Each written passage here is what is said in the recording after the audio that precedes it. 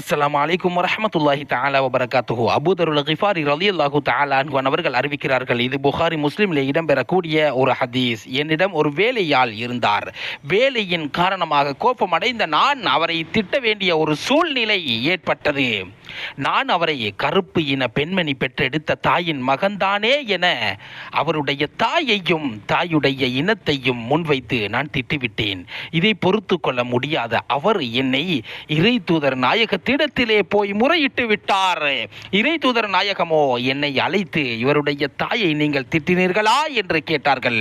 அதற்கு நான் ஆம் நாயகமே என ஒப்புக்கொண்டேன். இறை தூதர் நாயகம் கூறினார், அறியாமை காலத்து மக்களினுடைய குணத்திலேயே நீங்கள் இருக்கிறீர்கள் என்றார்கள். கூறிவிட்டு சொன்னார்கள், இஹ்வானுக்கும் அவர்கள் உங்களுடைய சகோதரர்கள், ஜஅலஹுமுல்லாஹு தஹ்த ஐதீக்கும் வேலையாட்களுடன் எப்படி நடந்து கொள்ள வேண்டும் என்பதை இறை தூதர் நாயகம் எவ்வளவு கனிவாக இனிமையாக கூறி காட்டியிருக்கின்றார்கள் என்பதை பாருங்கள்.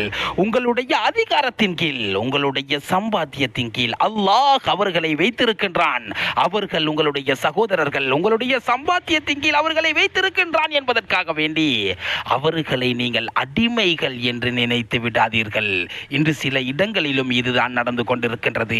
வேலையாட்களை பார்த்து அடிமைகள் என்று நினைத்துக் கொள்வார்கள். அவர்கள் உங்களுடைய அடிமைகள் அல்ல, சகோதரர்கள் என்பதை இறை தூதர் நாயகம் தெளிவுபடுத்தினார்கள். கூறிவிட்டு சொன்னார்கள், நீங்கள் எதனை விரும்பி உண்ணுவீர்களோ அதனையே அவர்களுக்கும் உண்ண கொடுங்கள் என்றார்கள். நீங்கள் எதனை விரும்பி அணிவீர்களோ, விரும்பி உடுப்பீர்களோ அதனையே அவர்களுக்கு உடுக்க கொடுங்கள், அணிய கொடுங்கள் என்றார்கள். கூறிவிட்டு சொன்னார்கள், அவர்களுக்கு முடியாத ஒரு வேலையை கொடுத்து அவர்களுக்கு நீங்கள் கஷ்டத்தை கொடுக்காதீர்கள் என்றார்கள். அவ்வாறே கஷ்டமான வேலையாக இருந்தால் வேலையாட்களுடன் சேர்ந்து வேலையாட்கள் போன்றே நீங்களும் அவர்களுக்கு உதவியாக நடந்து கொள்ளுங்கள் என்றார்கள்.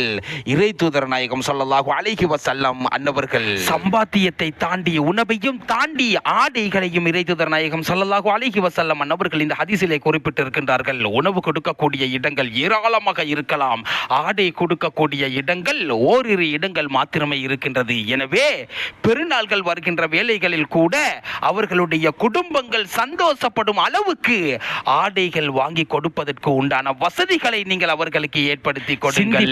செயல்படுவோம், மிக்க அவதானத்துடன் நடந்து கொள்வோம், இறை தூதர் நாயகத்தினுடைய வார்த்தைக்கு மதிப்பளிப்போம்.